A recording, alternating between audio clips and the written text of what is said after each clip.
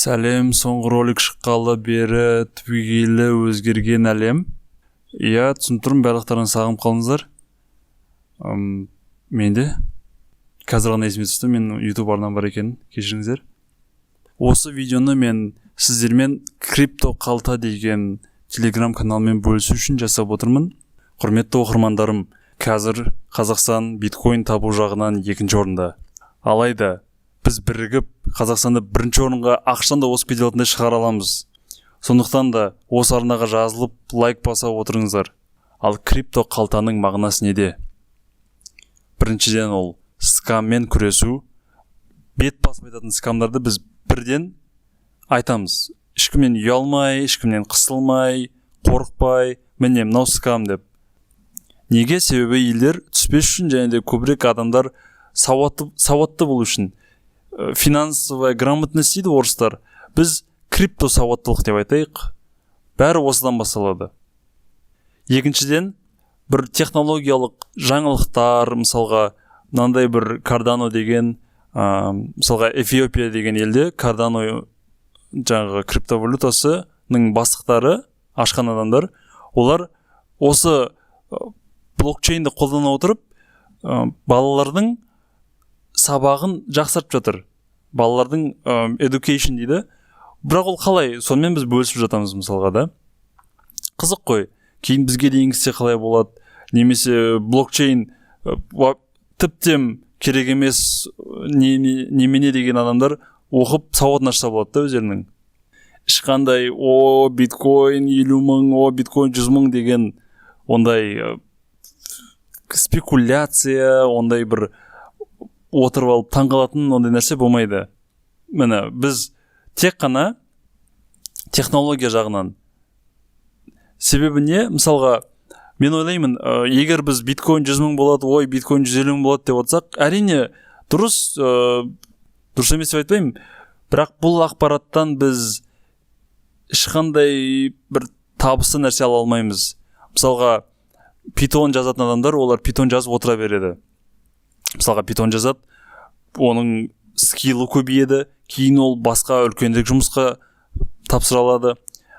Ал осы криптовалютаға келгенде, егер біз трейдингке, экранға қарап отыратын болсақ, онда болмайды ғой. Не істедің десе, биткоин бағасын қарап отырдың деген болмайды. Мысалы, биткоин бағасын қарап отырдың, мейлі сен енді маркет қалай болып жатыр, білесің, бірақ маркет ол әрқашанда тәуелсіз ғой, ол кез келген нәрсе болуы мүмкін. Сондықтан бұл ақпаратты ешқандай бір ұзақ мерзімге қолдана алмайсың да дұрыстап. Ал технология болса, ол әрине әрқашан керекті. Мысалға, мынау блокчейндағы технология, мысалы криптография, криптовалюта емес, криптография соның негізінде жатқан. Криптографиямыз пайдаланып, мысалға перепискаға, жаңағыдай бір өзімізбен хабарласқанда, немесе мынау телеграм қалай жұмыс істейді, соны да түсініп алсақ болады. Немесе мынау қарап отырмыз, елдер қатарынан криптовалютаны қабылдап жатыр, енгізіп жатыр өздерінің экономикасына. Бұл қалай әсер етті оларға? Олардың қылмыс көбейіп кетті ме осы жағдайдан кейін? Немесе ғылым, ілім бәрі алға кетті ме? Және де бонус ретінде ешқандай енгізусіз, ешқандай ақшасыз токендар табу. Ақшаны салудың керек жоқ, себебі без вложений, орысша айтқанда. Ол airdrop деп аталады. Airdrop деген ауаға лақтыру демек. Бір бизнес ашылады, криптобизнес, мысалға биржа, немесе жаңадан ашылған токен, немесе түрлі ойын десек те болады. Міне, енді олар ашылды, адам жоқ қой. Адам кірет, бір-екі адам кірет, бірақ көбінесе елдер не үшін кірет? Ақша үшін кірет, дұрыс па? Мысалға, бір токен берді, жоқ, мысалға айтайық, бір кинотеатр ашылды, алдыңғы бір 500 билет тегін береді. Елдер көріп, бір-біріне айту үшін, дұрыс па? Елдер айтады, мынау күшті кинотеатр екен, андан да күшті, мысалға, орындықтар әдемірек деген сияқты, немесе экраны дәуірек екен деп. Логикаға сай, демек, ешқандай вложение керек емес. Вложение керектер болса, мен олар ешқандай қатыстырмаймын, қоспаймын, ешқашан ондай болмайды. Себебі мен жаңағыдай әр тиындарыңыз үшін жауапкершілік аламын ондай кезде, егер жоғалса. Дұрыс па? Ал маған ондай жауапкершілік керек емес. Сондықтан да ешқандай ақша involvement дейді ғой, involvement демек ақша салу ондай болмайды. Көріп жатсаңыздар, дереу айтсаңыздар болады. Ей, Шыңғыс, айтып едің ғой сен болмайды ақша деп. Мынау не сонда деп.